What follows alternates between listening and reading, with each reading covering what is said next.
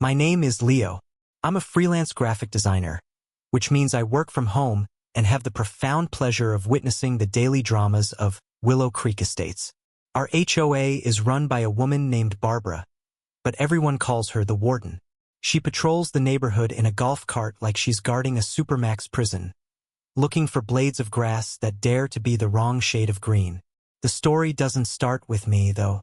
It starts with my sister, Sarah. Sarah is a force of nature. A few years ago, a car accident left her paralyzed from the waist down. Did it slow her down? Not even a little. She's sharper, more determined, and frankly, more successful than anyone I know. Which is why she's the director of the State Office of Community Development and Infrastructure. In layman's terms, she controls the purse strings for state grants, including those that fund municipal and community projects. After her accident, she moved in with me so I could help her out while she continued her work, which she mostly does remotely from a home office we set up. The first thing we did was install a temporary modular wheelchair ramp at the front of the house. It was sleek, aluminum, and designed to be as unobtrusive as possible. We filed for all the proper permits with the city, which were approved instantly. We figured we were golden. We were wrong. So wrong. The letter arrived 3 days after the ramp was installed. The paper was so thick you could have used it as a shingle. Willow Creek Estates Homeowners Association. Official violation notice #WC882.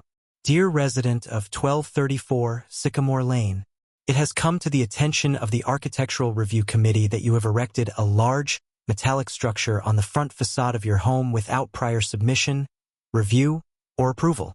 Specific violation. Bylaw 18, Section 3. No external modifications to the front, side, or rear of any dwelling shall be made without the express written consent of the Arch. This includes, but is not limited to, sheds, fences, play equipment, ramps, and decorative features. Furthermore, the structure is in violation of Bylaw 7, Section 1. All dwellings shall maintain a uniform and harmonious aesthetic. No item shall be placed which may be deemed an eyesore, or which disrupts the community's curated visual appeal. You have 48 hours to remove this unsightly obstruction. Failure to comply will result in an immediate fine of $250, with daily fines of $100 thereafter. In service to your community, Barbara Higgins, President. Willow Creek Estates HOA. Sarah read it over my shoulder and let out a dry laugh. An unsightly obstruction? Leo, they're calling my access to the house an eyesore. I was fuming. This is ridiculous. It's a wheelchair ramp. It's not a neon sign for a strip club. We'll handle it calmly, Sarah said. Her voice that cool, collected tone she uses in boardrooms. Just send them a polite email. Explain the situation. Cite the Americans with Disabilities Act. They'll back down. Oh, my sweet summer sister. You have no idea. I sent the email. It was polite, firm, and included photos of the city permits and a link to the ADA guidelines. The response from Barbara was swift and breathtakingly arrogant. From president.willowcreekhoa@email.com to Leo. Subject: violation notice #WC882. Leo. The Americans with Disabilities Act is a federal statute.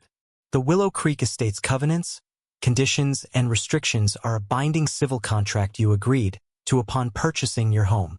One does not supersede the other in this context. Our bylaws require ARC approval for all modifications. You did not seek approval. The permits from the city are irrelevant to our process. The ramp, while perhaps medically necessary, is a stark deviation from our community's aesthetic standards. Have you considered installing a lift in the garage? That would be a more visually harmonious solution. The fines continue to accrue. Regards, Barbara Higgins, HOA President. A lift in the garage? Our garage is detached and down a steep, uneven path. It would have been completely useless and cost tens of thousands of dollars. This wasn't about solutions, it was about control. The fines started piling up online. $250, $350, $450. I refused to pay them. Barbara's next move was to weaponize the neighborhood. The next-door neighbor, an otherwise nice retired man named Phil, came over looking embarrassed.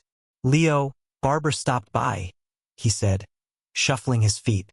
She said if your structure isn't removed, the entire street could be deemed non-compliant, which might affect everyone's property values. She suggested we all encourage you to do the right thing. She was turning my neighbors against me over a disability aid. The pettiness was galactic. Then, the cease and desist letter arrived from the HOA's lawyer, threatening to place a lien on my house for the unpaid fines and take legal action to force the removal of the ramp by any means necessary. Sarah's calm demeanor was finally starting to crack. "This is insane, Leo. They're threatening to make you homeless because I need a ramp to get in the front door." "That's it," I said. "We're not playing defense anymore. If Barbara wanted to play by the rules, we would play by the rules." Hard. I went into full investigative mode.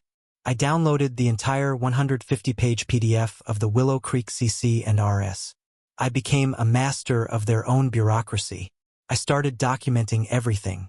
I got a doorbell camera. I logged every interaction, every letter, every veiled threat from a neighbor. I filed formal, notarized appeals for every single fine, drowning their tiny office in paperwork. And then, I turned my attention to Barbara. I started taking evening walks. With a camera, what did I find? Her approved shed was clearly 2 feet over the property line setback. Bylaw 12, Sector 4. She had installed permanent, non-removable holiday lighting on her eaves. Bylaw 15, Sector 2. Seasonal decorations may only be displayed 30 days before and 7 days after the holiday. The crown jewel, a massive, bubbling koi pond in her backyard. Beautiful? Yes. A violation of Bylaw 9, Section 5, which prohibited any standing body of water deeper than 12 inches due to mosquito concerns and safety hazards. Absolutely. The hypocrisy was so thick you could swim in it. Just like her illegal koi. We thought we had time. We were preparing our dossier for the next HOA meeting. We were wrong. I was on a video call with a client when I heard the roar of a diesel engine. I looked out my window and my blood ran cold. A small bulldozer, a skid-steer loader, was in my driveway. 2 men in work vests were there, and standing next to them, pointing authoritatively, was Barbara. I sprinted outside. "What the hell are you doing?" Barbara turned, a smug look on her face. "The HOA board has voted to exercise its right to remedy the violation at the homeowner's expense, as per Bylaw 23, Section 1. These gentlemen are here to remove the unauthorized structure. This is a wheelchair ramp. You can't do this. The fines and lien authorization give us every right," she said, her voice dripping with faux sympathy. "It's a shame it had to come to this." Before I could even process it, the operator fired up the engine. He lowered the bucket, caught it on the edge of the aluminum ramp, and with a horrific screech of tearing metal, he ripped the entire thing off its foundations and shoved it into a mangled heap in my front yard. I was speechless. I just stood there, watching them load the crushed remains of my sister's freedom onto a flatbed truck. Barbara handed me a folded piece of paper. "The bill for the removal service. It will be added to your ledger." She got into her golf cart and drove away, victorious. I stood in my driveway, surrounded by scraps of metal and the smell of diesel fuel, feeling a rage so pure and cold it was terrifying.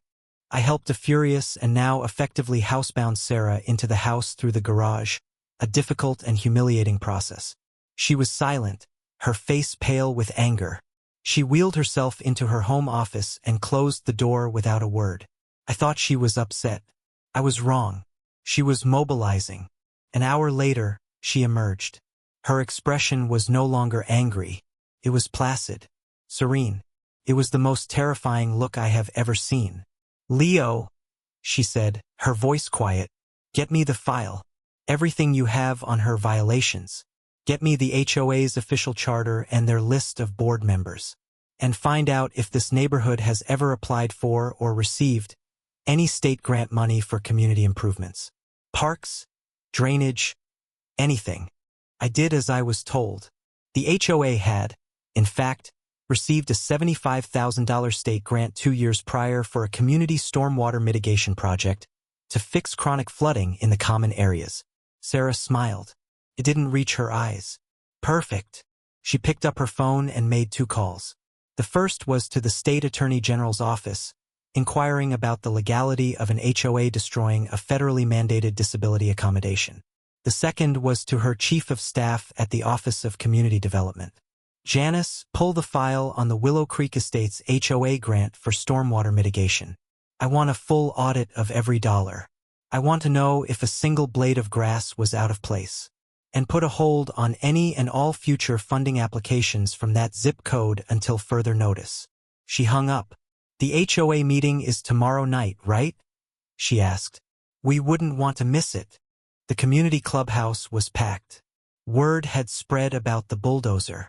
People were there for blood, though I wasn't sure if it was mine or Barbara's.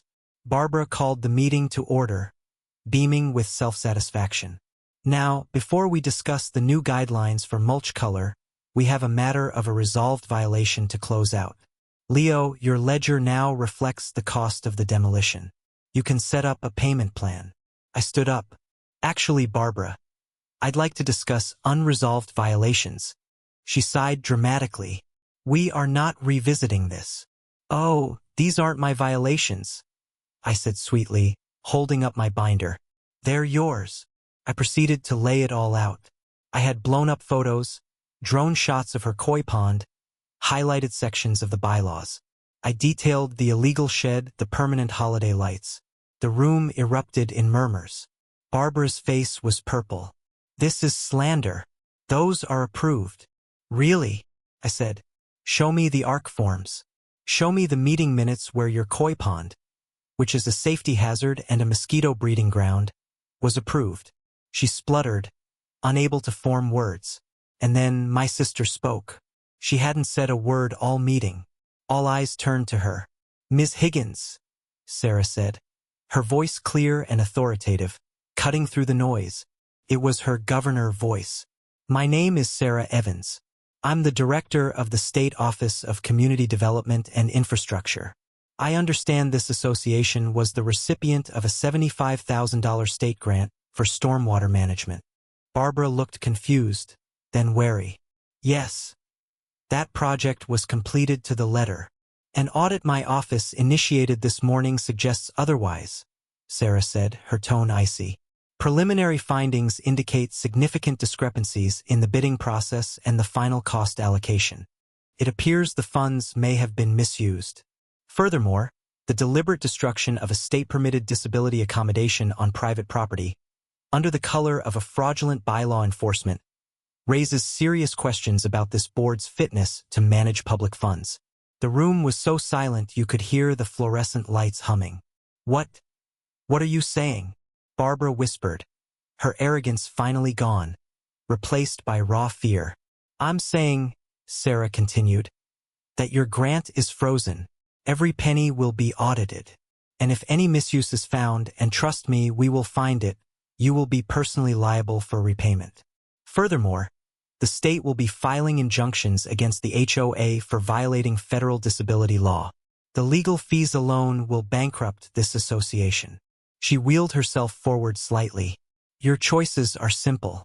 You can resign, effective immediately. The entire board can resign. And you can pass a motion right here, right now, that not only approves my ramp but mandates that any future disability modifications in Willow Creek Estates are automatically approved. Or you can fight me, and I will use every resource at my disposal to bury you and this HOA so deep they'll need a state-funded project to dig you out. Barbara Higgins didn't just resign. She practically fled the building, sobbing. The rest of the board, seeing the specter of financial ruin and personal liability, fell over themselves to comply. They held an emergency vote. Barbara was removed. The ramp was approved unanimously and retroactively. A new bylaw was drafted on the spot for disability accommodations. The motion passed to a standing ovation from the formerly silent neighbors, who now realized their property values were safe from Barbara's idiocy. The state audit did find irregularities. Barbara and the former treasurer were forced to personally repay thousands of misallocated dollars. No criminal charges were filed, but the scandal was enough. A new, sane board was elected. I was asked to join. I declined, but I did agree to consult on rewriting the CC and RS to be actually reasonable. A brand new, permanent, and beautifully designed ramp was installed at my house the following week. The HOA paid for it, along with a formal letter of apology. Barbara Higgins sold her house a month later. The for sale sign was, I noticed, 3 inches taller than bylaws allowed. I decided not to report it. My sister can come and go as she pleases. The neighborhood is quieter now. The new HOA president is a nice woman who focuses on actually important things, like making sure the community playground doesn't have splinters. The moral of the story? Don't judge a book by its cover. And never ever mess with a woman's right to enter her own home, especially when she signs the checks for your favorite community projects. Thanks for listening. Stay safe out there.